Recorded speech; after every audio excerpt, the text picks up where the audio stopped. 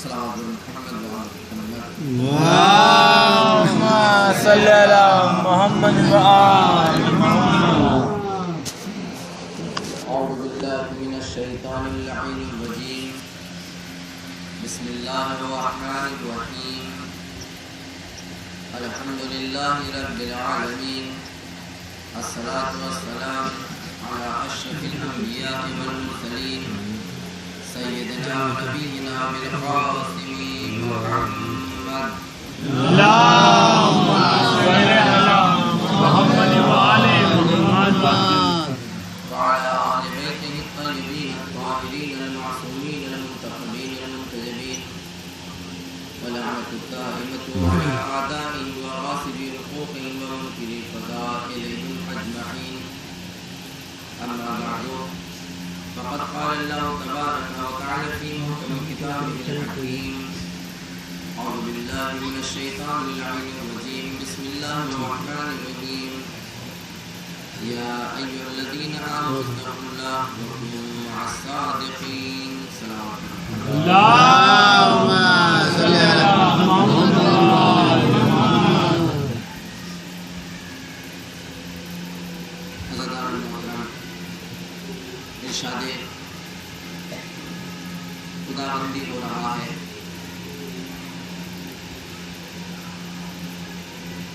اے ایمان والو، اے صاحبان ایمان، تقوی پروردگار اختیار کرو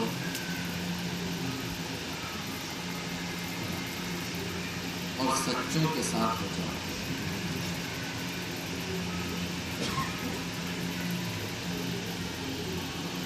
قرآن مجید کی یہ آیت ہر اس انسان کو دو چیزوں کی طرف دعوت دے رہی ہے. ایک چیز کا نام ہے تقوی پروردگار اور دوسری چیز کا نام ہے سچوں کے ساتھ ہو جانا.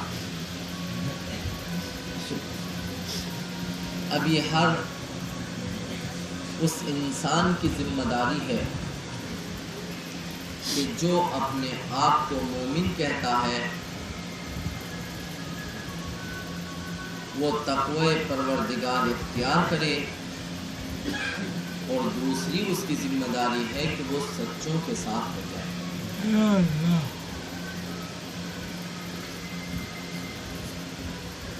عام طور سے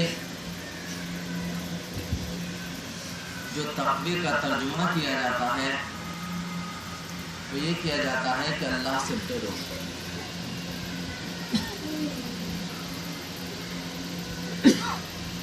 جبکہ تقوی کا معنی ڈرنا نہیں بلکہ اپنے آپ کو غضب پروردگار سے بچانا،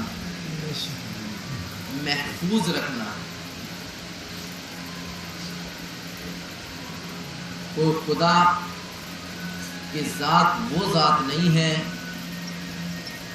کہ جس کو انسان دیکھ کر خوف زدہ ہو جائے، ڈر جائے. اگر ذات خدا بندی ہی سے انسان ڈرنے لگے گا تو پھر اس کے قریب کہاں ہوگا. مسلمان کی ہر عبادت کے لیے نیت شرط ہے، اور نیت کا مطلب ہے قرب پروردگار. ہر مسلمان اپنی ہر عبادت میں نیت کرتا ہے کہ میں یہ عمل انجام دے رہا ہوں پروردگار سے قریب ہونے کے لیے. تو اگر وہ کوئی ایسی ذات ہوگی کہ جس سے خوف زدہ ہو جائے تو پھر یہ قریب کیسے ہوگا؟ بس اس کا مطلب یہ ہے کہ تقوی کے معنی خوف زدہ ڈرنا نہیں ہے، بلکہ تقوی کے معنی ہے اپنے آپ کو غضب پروردگار سے محفوظ رکھنا، اس کی ناراضگی سے بچانا. بس جو انسان اپنے آپ کو غضب پروردگار سے بچاتا چلا جائے گا اتنا ہی وہ تقوی کے قریب ہوتا چلا جائے گا. بہت سے لوگوں نے اس تقوی کے معنی تصور کر لیے کہ دنیا سے کٹ جاؤ، لوگوں سے کٹ جاؤ، سماج اور معاشرے سے کٹ جاؤ، پہاڑوں میں جنگلوں میں ادھر ادھر جا کر زندگی بسر کرو، وہیں پر اللہ اللہ اللہ کرتے رہو، یہی تقوی ہے۔ آیت اللہ مطہری رحمۃ اللہ علیہ اس کے لیے ایک مثال دیتے ہیں، میں آپ کی خدمت میں پیش کروں، اس کے بعد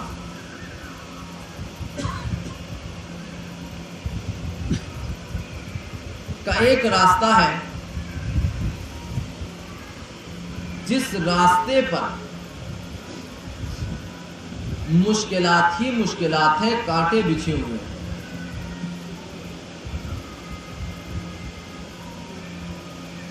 ایک انسان ہے جس کو اس راستے کو عبور کرنا ہے، ایک راستہ کہ جس میں کانٹے ہیں اور ایک دوسرا راستہ جو بالکل پاک و صاف و شفاف۔ میں آپ سے ایک سوال کروں کہ وہ انسان کے جو اس راستے سے گزرا کہ جہاں کچھ نہیں تھا، کیا آپ اس کو کہیں گے کہ یہ محفوظ ہو کر آیا؟ ہر ایک کہے گا صاحب یہ محفوظ کیا، کچھ تھی ہی نہیں، پریشانی تھی، بچ کر کس چیز سے آیا؟ بچنے کا تصور وہاں پر کیا جا سکتا تھا جہاں پر کچھ پریشانی ہو۔ کمال اس شخص کا ہے کہ جو اس راستے سے آئے کہ جس میں کانٹے ہو اور پھر اس کے پیر میں کوئی کانٹا نہ لگنے پائے۔ کمال اس شخص کا ہے کہ جو اس راستے سے آئے لیکن اس کا دامن کانٹوں سے الجھنے نہ پائے۔ اس شخص کا کیا کمال ہے کہ جہاں پر کوئی پریشانی نہیں تھی، سیدھا دوڑا چلا گیا اور چلا گیا۔ کا کمال اس کا ہے کہ جو اس راستے سے جا رہا تھا جس میں مشکلیں تھیں لیکن ان مشکلوں سے اپنے دامن کو بچا کر اپنی منزل مقصود تک پہنچ گیا۔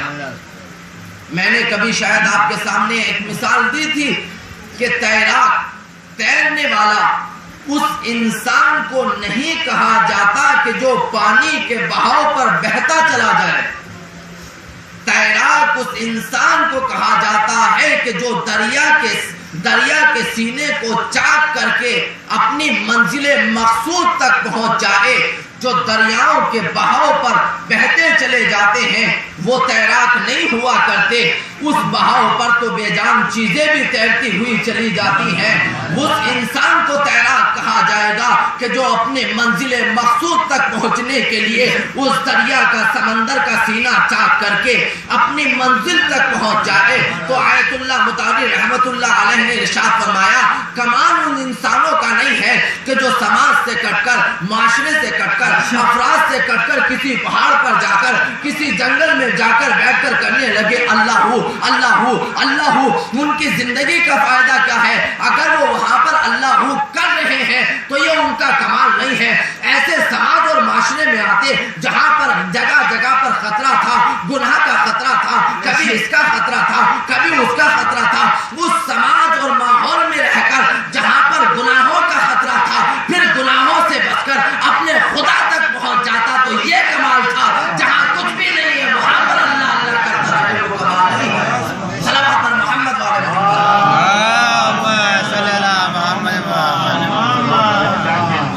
کمال اس سماج اور معاشرے میں رہ کر پھر اپنے آپ کو بچا کر اپنے خالق تک پہنچ جانا، یہ تقویٰ ہے۔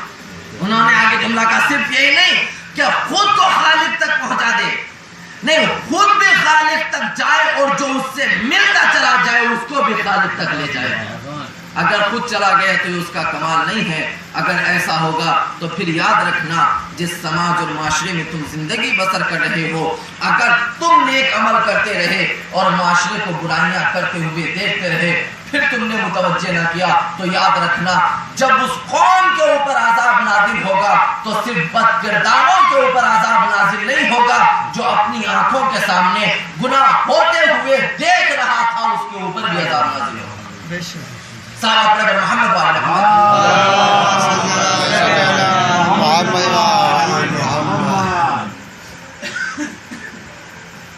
ایک دو منٹ میں ایک واقعہ تھا کہ میں آپ کے خدمت میں پیش کر دوں کہ کبھی کبھی ایک انسان اپنے سماج اور معاشرے کے لیے کس طرح سے نجات کا ذریعہ بنتا ہے، اور کبھی کبھی ایک نیک انسان جب برائیوں کو ہوتے ہوئے دیکھتا ہے کس طرح سے برے لوگوں کے ساتھ ختم ہو جایا کرتا ہے۔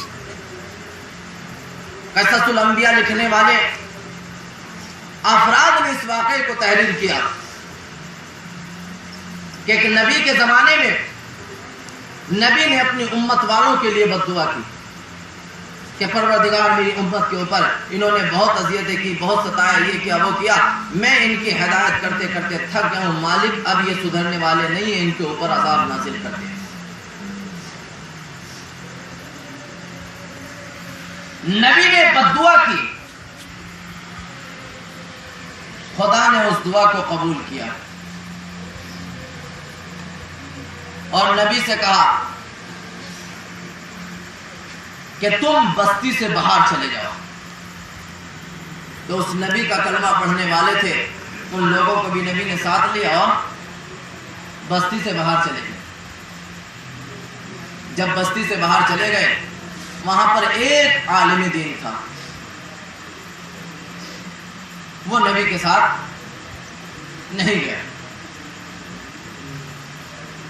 جب نبی ان لوگوں کے کہ جو نبی کے اوپر سچا ایمان رکھنے والے تھے ان کو لے کر چلا گیا، تو اب یہ عالم بستی والوں کے درمیان آتا ہے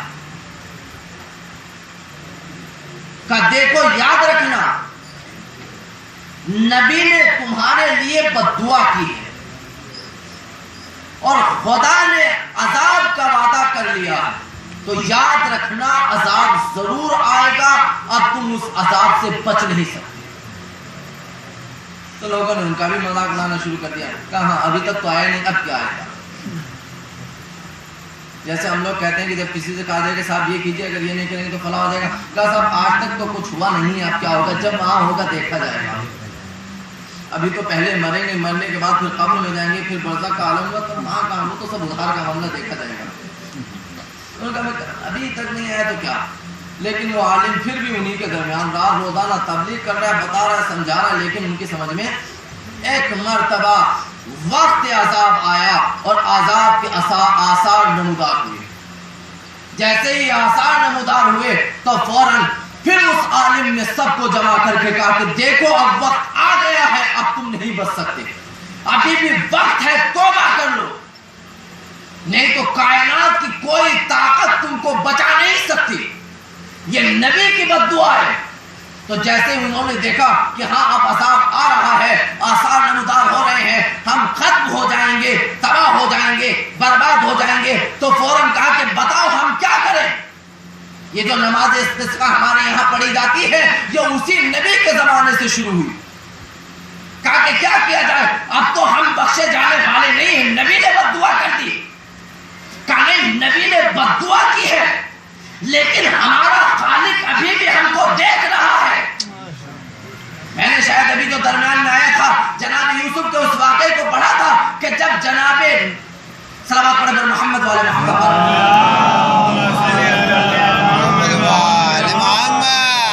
جناب نوح کے اس واقعے کو آپ کے سامنے پڑھا تھا کہ جب جناب نوح نے بد دعا کی تھی، اپنے قوم والوں کے اوپر عذاب نازل ہو گیا تھا، جب عذاب نازل ہو گیا پھر وہ سارے کے سارے آثار ختم ہوئے تو جناب نوح نے کچھ مٹی کے برتن بنائے۔ اس کے بعد خدا بند عالم نے جناب جبرائیل کو حکم دیا کہ تم انسانی شکل میں جاؤ اور جناب نوح سے وہ برتن خریدو، اور خریدنے کے بعد پھر ان برتنوں کو انہی کے سامنے توڑنا شروع کر دو۔ جبرائیل آئے، آنے کے بعد وہ برتن خریدے اور خریدنے کے بعد پھر ایک ایک کر کے انہی کے سامنے توڑنا شروع کر دیا۔ جیسے ایک برتن توڑا فوراً نوح آگے بڑھے، ہاتھ پکڑ لیا، کہا یہ کیا کر رہے ہو؟ کہا تمہاری مزدوری جتنی تھی، تمہاری قیمت جتنی تھی میں نے تم کو دے دی، اب یہ چیز میری ہو گئی ہے، چاہے میں اس کو توڑوں چاہے رکھوں کچھ بھی کروں، تم سے کیا مطلب۔ چپ ہو گئے تھوڑی دیر کے لیے، پھر ان کے سامنے توڑنا شروع کیا، دوسرے کو توڑا، پھر تیسرے کو توڑا، اب برداشت نہ ہو سکا، کہا سنو مزدوری تو تم نے مجھ کو دے دی ہے لیکن اب میرے سامنے اس برتن کو نہ توڑنا۔ کہا کیا ہو گیا؟ کہا سنو ٹھیک ہے تم نے مجھ کو مزدوری دے دی ہے لیکن میں نے اس کو اپنے ہاتھوں سے بنایا ہے، جس چیز کو میں نے اپنے ہاتھوں سے بڑی محنت سے بنایا ہو میں اپنی آنکھوں کے سامنے اس کو ٹوٹتا ہوا نہیں دیکھ سکتا۔ تو فوراً جبرائیل کے ذریعے سے پیغام پہنچا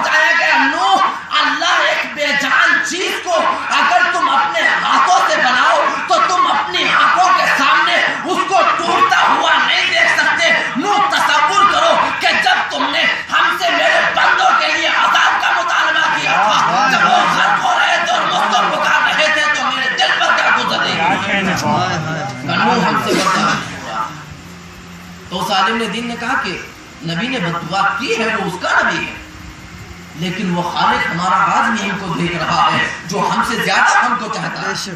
کہا پھر کیا کیا جائے؟ کہا جانوروں کو الگ کیا جائے، جانوروں کے بچوں کو الگ کیا جائے، بچوں کو الگ کیا جائے، ماں کو الگ کیا جائے، سب کو الگ کر دیا جائے